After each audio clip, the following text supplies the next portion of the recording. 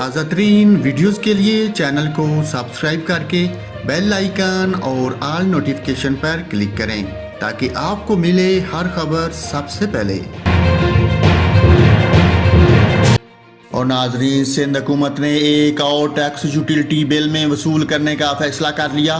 Salt waste management board کے ترجمان کے مطابق کچرا اٹھانے کا ٹیکس سوئی گیس بل میں لیا جائے گا اور اس حوالے سے سوئی صدر کو خط لکھنے کا بھی فیصلہ کیا گیا ہے۔